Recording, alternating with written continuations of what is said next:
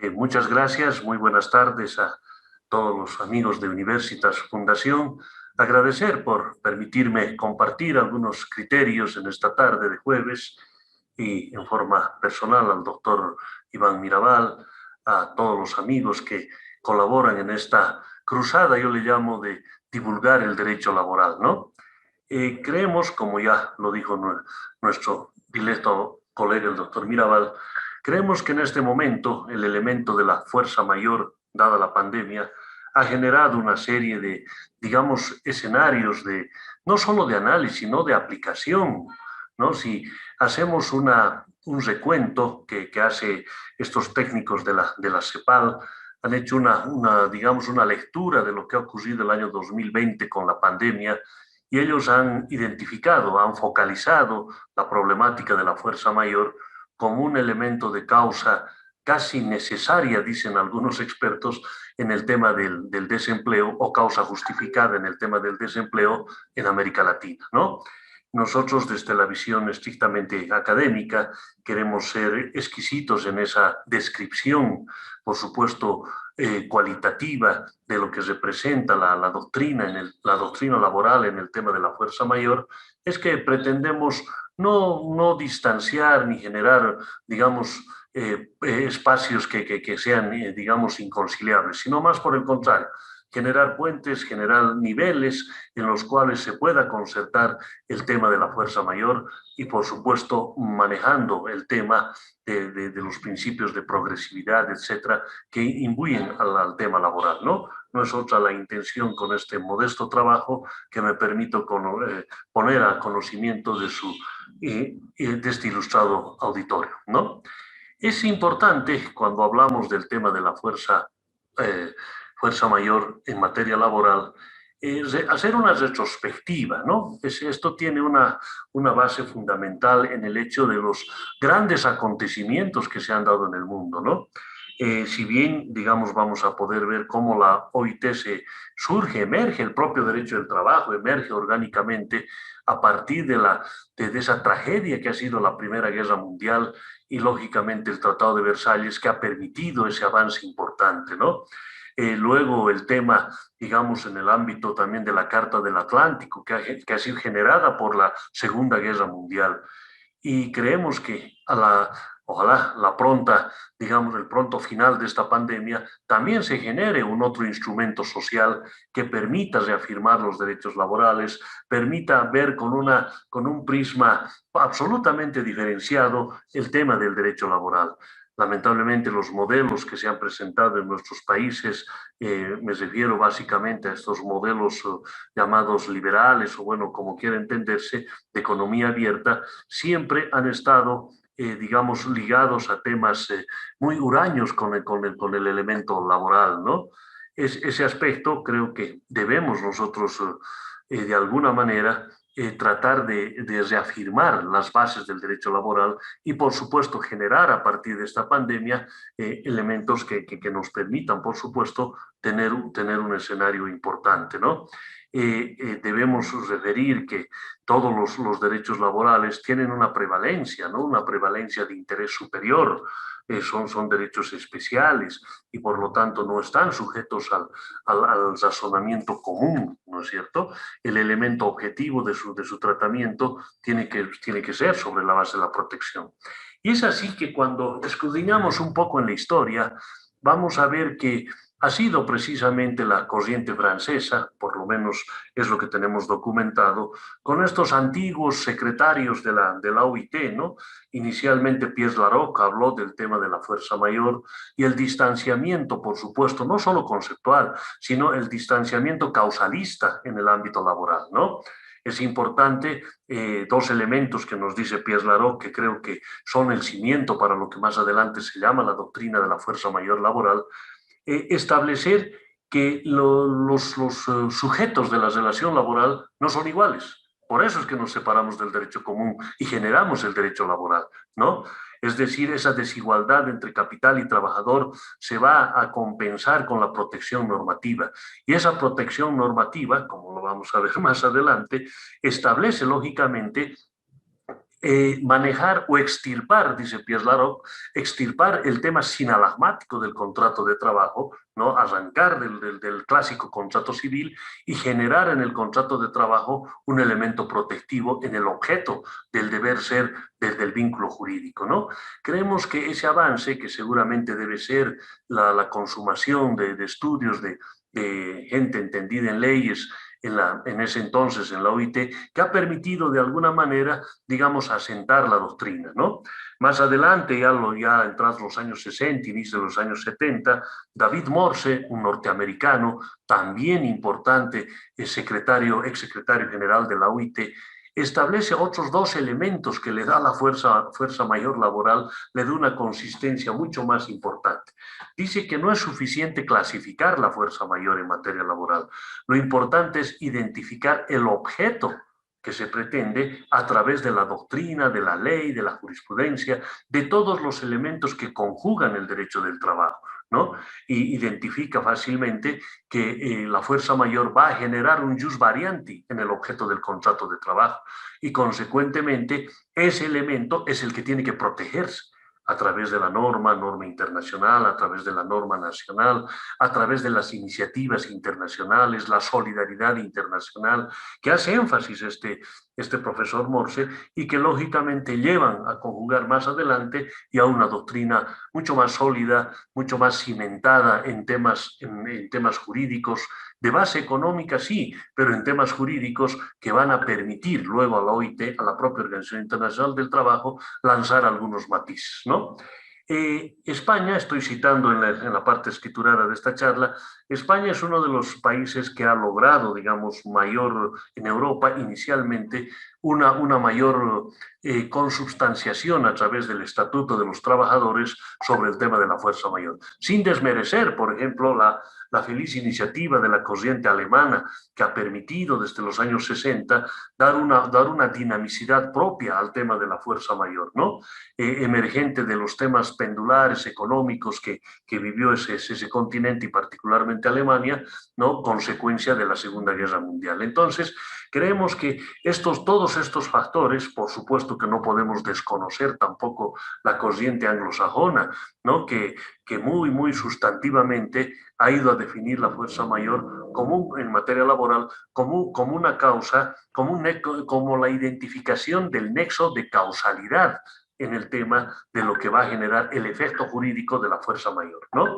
En este ámbito, el propio Durkheim también habla, ¿no? Habla de quizás un poco amalgamando estas corrientes, habla y dice que la fuerza mayor laboral no es nueva, la fuerza mayor laboral siempre existió, solamente que ahora es objeto del derecho, ¿no? Nos dice, ahora sí el derecho se está poniendo digamos, en rieles sobre el tema de la fuerza mayor, ¿no? Él hace una retrospectiva incluso a la forma de producción esclavista, a la forma de producción feudal, etcétera, y que por supuesto van a generar eslabones que más adelante genera esta doctrina, ¿no? Pero no creo que sea tanta la relevancia que se ha dado, hablo por América Latina, no creo que haya sido tanta la relevancia, sino a consecuencia de esta pandemia, ¿no? Si bien es importante, por ejemplo, en el tratado de Mario de la Cueva, donde ya se habla de la fuerza mayor, ¿no? Helio Seartú, el profesor uruguayo, que también lanza iniciativas muy importantes sobre este tema de la fuerza mayor, y países, por supuesto, países como el Paraguay, por ejemplo, que tienen una ley muy descriptiva, ¿no? Una ley casi detallista, diríamos, sobre el tema de la fuerza mayor, siguiendo la corriente, por supuesto, mexicana, ¿no? Y algunas experiencias también, en el caso de la República Argentina, el propio Brasil, etcétera, ustedes en Venezuela, que tienen también, digamos, atisbos importantes sobre la fuerza mayor laboral, pero que en definitiva no han tenido un elemento de tinta negra, sino a partir de esta pandemia, ¿no? Creemos por eso el elemento oportuno de esta charla, porque debemos ver qué es lo que ha sucedido ya a lo largo del año 2020 y qué va a suceder también de aquí en adelante, ¿no? Ese es el elemento que nosotros, por supuesto, debemos tener un factor de descripción conceptual que nos permita jurídicamente ejercer la tangibilidad de la protección, ¿no? Digamos que hay una uniformidad en estas corrientes, un común denominador, si se quiere, básicamente apoyado en el tema de la división o en teórica de la fuerza mayor, ¿no? Nos dicen que hay una fuerza mayor propia, ¿no? Y una fuerza mayor impropia, que deviene, por supuesto, de los análisis de la Universidad de León en la década de los 60, bastante fuerte sobre el tema de los elementos propios e impropios, que luego se traslucen en ese estatuto del trabajador español, ¿no? Además, por supuesto, reitero, sin dejar de lado las importantes contribuciones francesas y también, por supuesto, la experiencia alemana, ¿no? ¿Cómo vamos a entender la fuerza mayor propia? Esta deriva de hechos catastróficos, incendios, plagas, guerras, inundaciones, terremotos, etcétera, en la que no existe el elemento volitivo de las partes que intervienen o de los sujetos que intervienen en el contrato de trabajo, ¿no? Es imprevisible, es el caso, por ejemplo, de esta pandemia, ¿no? Es una fuerza mayor propia, pero una fuerza mayor propia relativa. Hay una sentencia constitucional del Tribunal Constitucional Español que le va a dar digamos, un giro al tema y dice, es una fuerza mayor, pero relativa. O sea, ya estamos hablando de una subclasificación del tema de la fuerza mayor propia, ¿no? ¿Por qué? Porque lógicamente esta pandemia nos ha llevado a ese análisis. Y la fuerza mayor impropia, que es una decisión imprevisible, inevitable, que recae sobre una empresa e impide la continuación de la prestación laboral, ¿no? Es el caso, por ejemplo, de una clausura administrativa. Está al margen de la voluntad del empleador, al margen de la voluntad del trabajador, ¿no? Pero caramba, se cierra la empresa, ¿no? Entonces, son estos elementos que se van configurando a partir de la doctrina y nos van construyendo una red, digamos, de elementos sustantivos que van a cualificar lo que vamos a entender, por supuesto, con un tema de fuerza mayor, ¿no? Y para esto no podemos sustraernos al tema de la norma internacional, ¿no? Esa norma macro, supranacional, que nos permite darnos algunas pinceladas importantes en este tema de la fuerza mayor. Decía, y hacía incidencia en el hecho, de que sí en América Latina, en la mayoría de nuestros países, este tema de la pandemia ha generado en los círculos empresariales, en los propios círculos estatales, ha generado un componente de fuerza mayor, ¿no? Pero también eso ha girado sobre el tema. No es que la pandemia por pandemia viene a representar un elemento de fuerza mayor, sino son las circunstancias que han llevado las decisiones de gobiernos, ¿no? Gobiernos que han declarado una cuarentena rígida, un elemento en que se encierran las personas, no pueden salir a trabajar y lógicamente las empresas sufren el embate económico bueno, y la consecuencia necesaria, ejércitos de desempleados en nuestros países, ¿no? Ese elemento tiene que ver básicamente con dos aspectos que los quiero tratar ahora para descolgarlos durante lo que sigue de la charla y aterrizar al final en un elemento conceptual importante y de propuesta además, ¿no? Creo que las charlas no solo tienen que ser deliberativas, sino también propositivas, ¿no?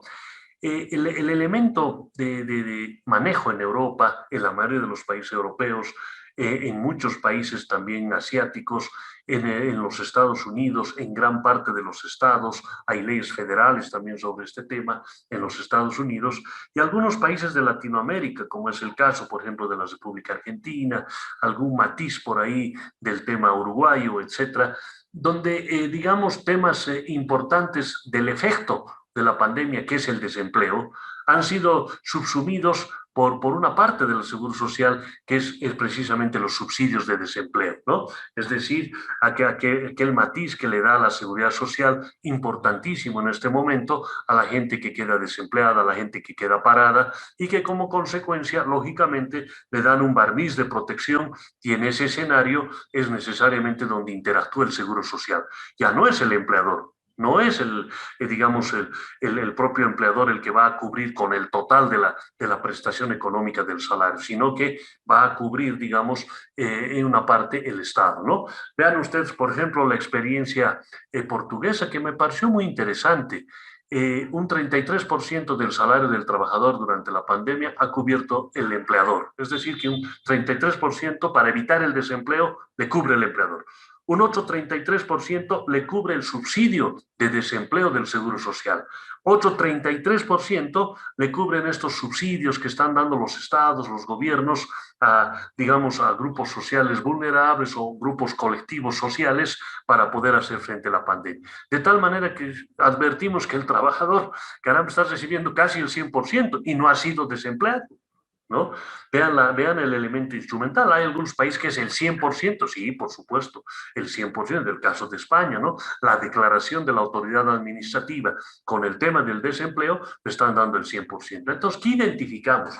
Que en estos modelos, lógicamente, el subsidio de desempleo se activó y funcionó adecuadamente, funciona adecuadamente, precautelando el bien jurídico colectivo final, que es la continuidad de medios de subsistencia, ¿no?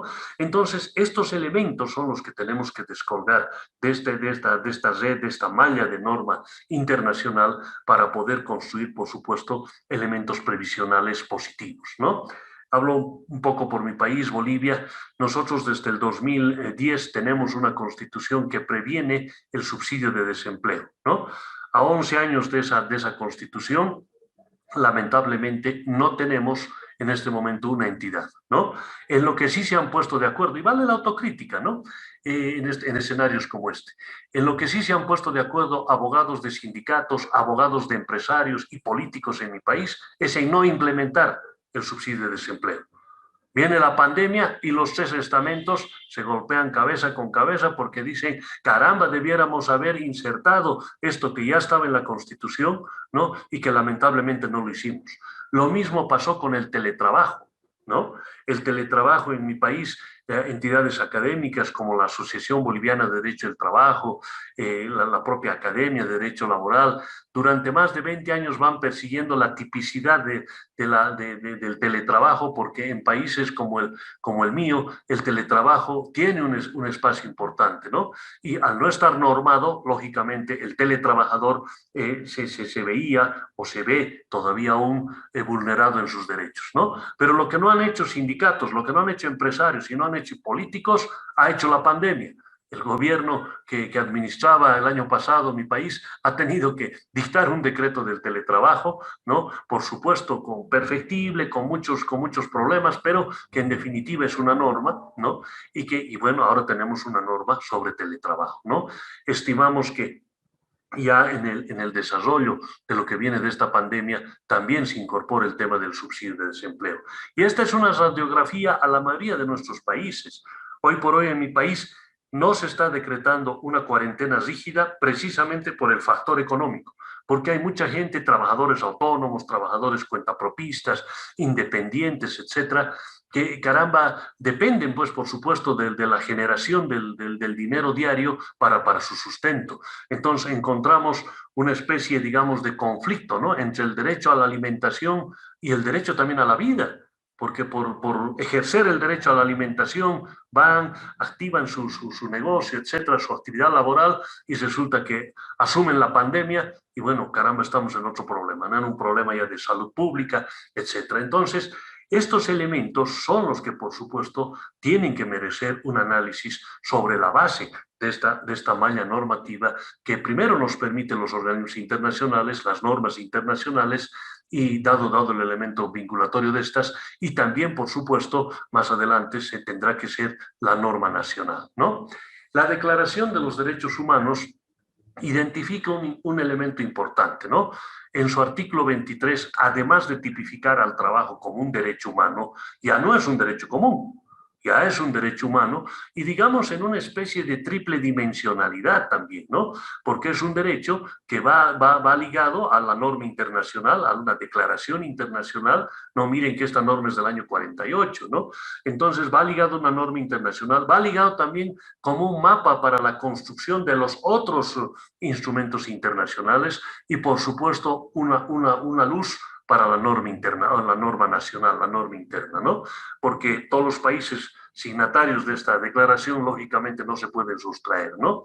Si bien es cierto, no hay derechos absolutos, así lo han referido en algunos análisis, algunos abogados, digamos, más ligados a la parte empresarial, nos dicen que no hay derechos absolutos y por lo tanto como la propia Declaración de los Derechos Humanos, ¿no?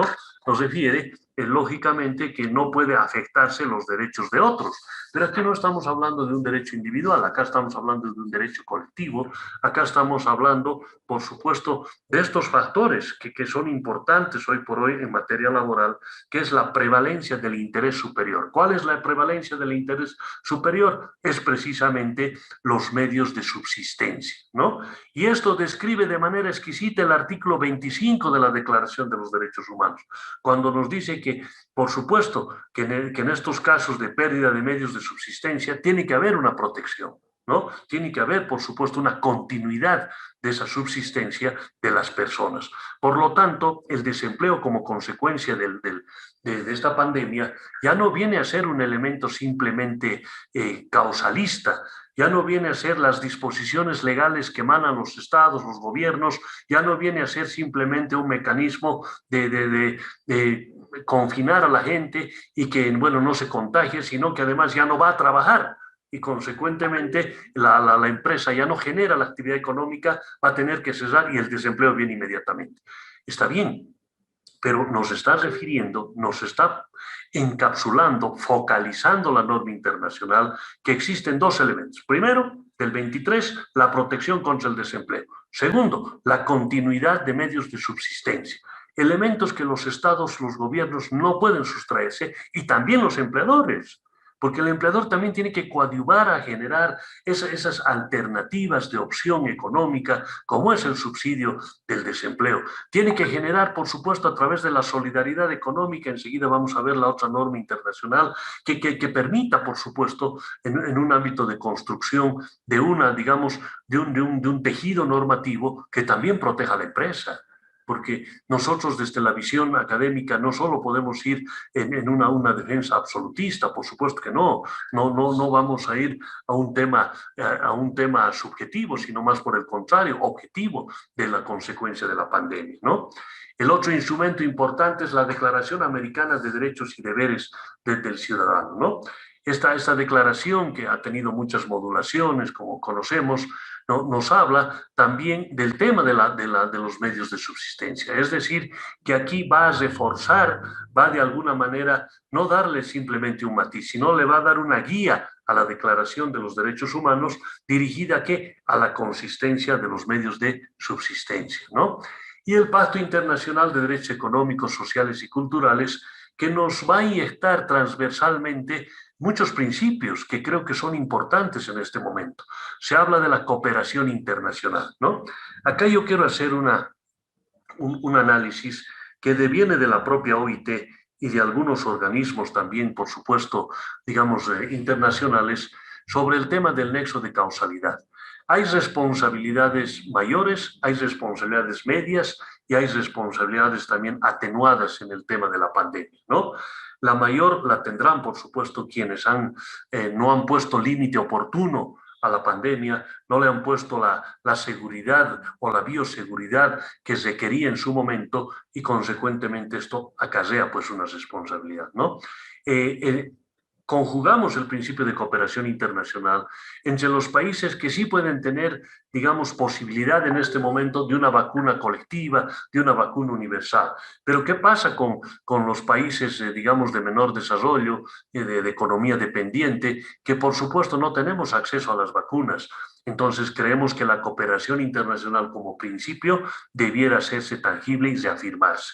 El tema de seguridad y higiene en el trabajo, esto sí es responsabilidad del empleador. Por supuesto que aquí sí el empleador tiene que, y el trabajador, porque por supuesto que un trabajador enfermo contagiado con la pandemia va a ir al seguro social, pero en momentos en que el propio seguro social ha colapsado, en momentos en que los hospitales ya no tienen espacio para gente con la pandemia, no contagiada con la pandemia, definitivamente tenemos que ir a la medida de prevención. Tiene que haber una pedagogía social, colectiva del tema de higiene en el trabajo, ¿no? Creemos que el empleador ya no solamente tiene una función en la salud en el trabajo, sino el empleador hoy por hoy ya tiene que ser el protagonista y es una obligación, es un deber ser del empleador incursionar en la higiene en el trabajo. Y el trabajador, por su parte, también, por supuesto, tiene que ser el protagonista porque sabe que si no sigue las medidas de higiene y salud en el trabajo, puede contagiarse y puede sufrir una contingencia de esta pandemia, ¿no? El tercer principio que lo pongo de manifiesto, el de progresividad.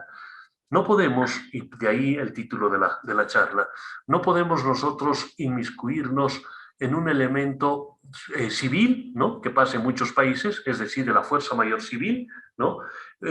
Aplicables a la fuerza mayor laboral, ¿no? A ver, ¿a qué me refiero? En la doctrina, y cito por supuesto la doctrina clásica, después vamos a llegar a la doctrina modernista del derecho civil, ¿no? Planiol ya nos decía que el tema de la fuerza mayor tenía que ser imprevisible, inevitable, ¿no? Debe ser presente o actual, sobreviniente y que configure un impedimento directo, ¿no? Pero ya en la doctrina moderna, digamos, estamos hablando de la doctrina Sheldon, de las doctrinas modernistas del derecho civil, ya nos hablan que la fuerza mayor tiene un vínculo sobre la base del cumplimiento del contrato, está en el efecto del contrato.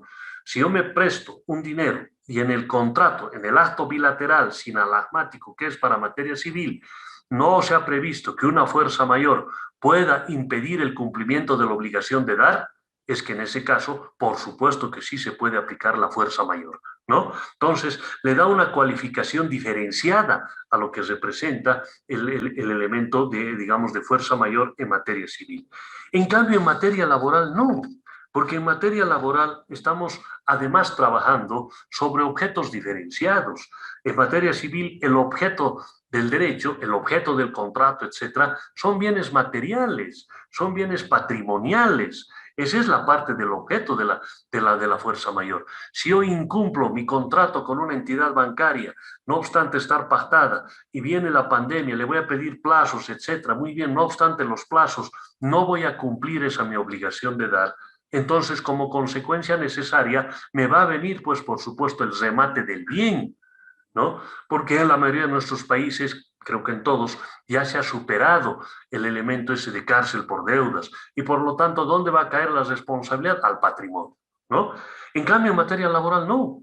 En materia laboral, el objeto de la protección es el ser humano, la continuidad de medios de subsistencia del ser humano. Por lo tanto, eso diferencia sustancialmente, ¿no? Por supuesto, este es un elemento que debemos también conjugarlo, ¿no? En esa prevalencia de interés superior que decíamos, porque aquí se está protegiendo al ser humano, no se está protegiendo a los bienes. Entonces, esa diferencia, que también, por supuesto, en la fuerza mayor laboral es imprevisible, es inevitable, se entiende, ajeno a los sujetos del vínculo laboral, por supuesto que sí, que es actual, sobreviniente, sí, pero se configura en el fin del derecho, en el fin, digamos, de la protección del bien jurídico, está por un lado el patrimonio y por el otro lado el ser humano. Por lo tanto, no podemos, ni por analogía, ni por supletoriedad, ni por ausencia, ni vacío de norma, aplicar pues la norma o la corriente civilista a un elemento esencialmente construido a partir de la norma internacional. En muchos de nuestros países sí también una norma nacional, pero digamos, el elemento transversal, la compatibilidad va generando ¿de dónde? A partir de estos instrumentos internacionales que nos dicen que los derechos laborales son progresivos. Y al ser progresivos no podemos retroceder y decir se va a aplicar a la pandemia el tema de la fuerza mayor civil porque la norma laboral es muy difusa o la norma laboral no es muy precisa.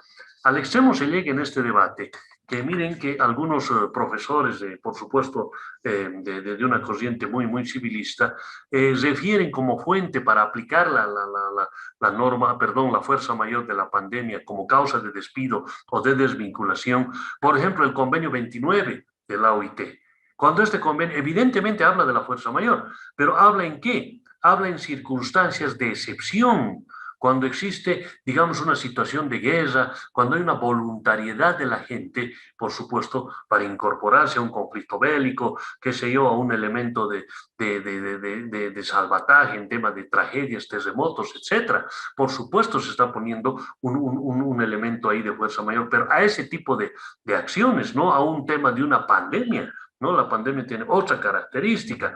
Se habla también, por supuesto, del convenio 89, escuché a algunos amigos de algún país vecino a Bolivia, y también en Bolivia, no voy a decir que no, hablan del tema del convenio 89, cuando el tema del convenio 89 tiene que ver con la prohibición del trabajo nocturno de mujeres. A eso se refiere la fuerza mayor, no un tema colectivo, no un tema, digamos, medular, troncal en el ámbito del derecho laboral, ¿no? Hablan de la analogía, algunas sentencias de algunos tribunales en nuestros países hablan de la analogía. Al no haber precisión en la norma laboral, aplicamos la norma civil. No es así. Precisamente el principio de progresividad es el que nos dice, tenemos que echar mano, y en nuestros países, felizmente, ya tenemos una construcción de control de constitucionalidad. Ese control que se la puede hacer difusa o concentrada, no interesa, ¿no? Pero un control de constitucionalidad que emana ¿de dónde? Emana precisamente del bloque de constitucionalidad. Y si hacemos una mirada muy rápida de los bloques de constitucionalidad de la mayoría de nuestros países, vamos a poder identificar que la norma internacional al menos está como norma interna, al menos, si es que no está como supraconstitucional, como es el caso del Ecuador, de Bolivia, me parece que también de Venezuela, ¿no? Entonces, consecuentemente, estamos hablando de un elemento sobre el cual la norma internacional no solo es enunciativa, sino ni descriptiva, es imperativa. Por lo tanto, no podemos retroceder en el tema cuando los derechos laborales tienen un principio de progresividad por su naturaleza de derechos humanos, ¿no? El otro elemento importante, la universalidad de los seguros sociales. Todos estos instrumentos internacionales también han conjugado en el hecho de manejar el tema de los seguros sociales, ¿no? El acceso al seguro social universal, el tema de una universalidad de la protección, una universalidad, al menos dice la OIT, al menos en los seguros sociales de primer piso, ¿no? De primer nivel, que tengan que ser cubiertos por el seguro social universal. Esto no se ha trabajado en la mayoría de nuestros países, en algunos sí, con unos matices diferentes, pero en la mayoría de nuestros países no se ha construido este elemento de, digamos, de fortaleza de protección social, ¿no? Ahora, lo que tenemos que reconstruir, ¿qué? O replantear o remirar el elemento de la protección social, ¿no? No solamente como un conjunto de instrumentos que utilice el Estado. Hoy por hoy ya la protección social, ¿no? Ya tiene una diferenciación. Esa diferenciación de la protección social ya no es simplemente a grupos vulnerables o a grupos de sectores sociales, digamos, con algunas características. No, la singularización o la focalización de los temas sociales ya no es motivo de la posmodernidad. La posmodernidad ya nos habla de una protección social ya, digamos, escalonada, sí, pero transversal. Es decir, que todos los efectos negativos dejan de lado y la protección social debe emanar como un elemento, digamos, básicamente de manejo de política social, ¿no? Para esto, consideramos que ya a la altura de esta charla, podríamos decir que el derecho común, es decir, el derecho no laboral, ¿no? Identifica a la fuerza mayor en una situación en que se puede prevenir, no se puede prevenir, perdón, ni se puede evitar. Y ocurra lógicamente lo que ocurre, por ejemplo, con la pandemia. Y tiene una situación ajena que no depende de nadie, ni pudiendo evitarse sus consecuencias, ni con la mayor previsión y diligencia. ¿Entendemos? Esa es la fuerza mayor que nos dan las doctrinas, digamos, escuelas, más que doctrina, yo quisiera hablar de escuelas, llamaremos positivistas, incluso del justnaturalismo, ¿no? Que al interior del derecho civil, del derecho comercial, del derecho financiero, del propio derecho fiscal, van manejando esta corriente de la fuerza mayor, lógicamente viendo como fin común ya sea el patrimonio del Estado, el patrimonio de los particulares, etcétera, etcétera, ¿no? Entendemos que esa fuerza mayor en esta posmodernidad podría tipificarse de esta manera. Pero ¿qué pasa con la fuerza mayor en el derecho laboral? Aquí sí tenemos una descripción de construcción conceptual diferenciada. ¿Diferenciada por qué? porque es particular, es solo en el hecho laboral y en el vínculo de la seguridad social, ¿no? Se entiende que es un hecho causante, ¿no? Por un elemento fuera de la voluntad de los sujetos de la relación laboral, ¿no? Es una circunstancia ajena tanto al control del empresario como del trabajador. La fuerza mayor no lleva, digamos, aparejada el incumplimiento de obligaciones contractuales. No es que ya porque la fuerza mayor se impuso, el contrato de trabajo se extinguió o es causal de extinción de la relación de trabajo. Las causales en la mayoría de nuestros países están tipificadas.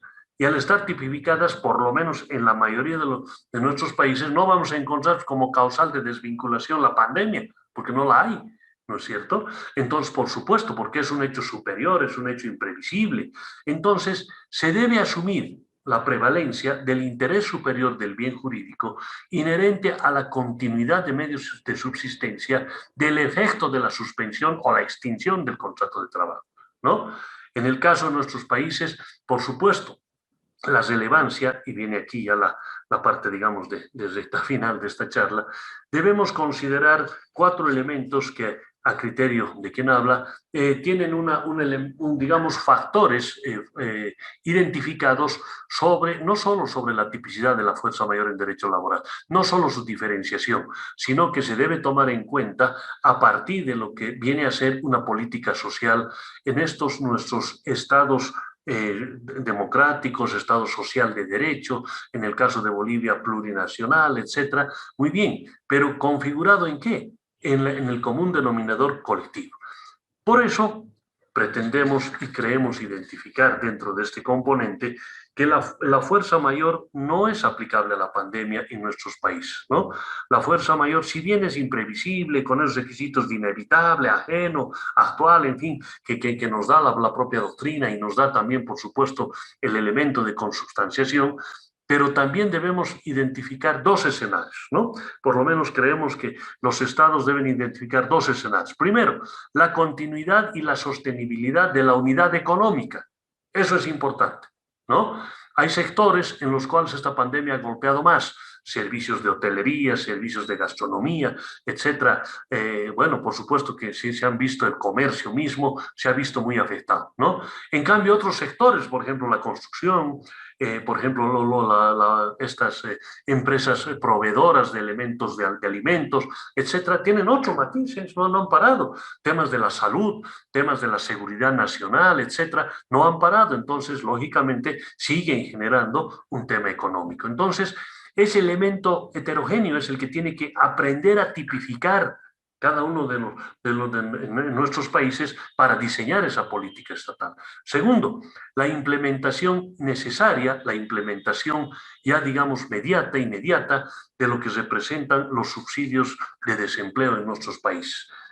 Aquí se conjuga un aporte no solamente empleador, un aporte, por supuesto, tendrá que también el trabajador aportar en este ámbito un tripartismo, ¿no? Y el Estado, por supuesto, dar también un componente en este subsidio. Generar estas entidades prestadoras del seguro social que vayan a generar, digamos, este elemento de consistencia de protección social.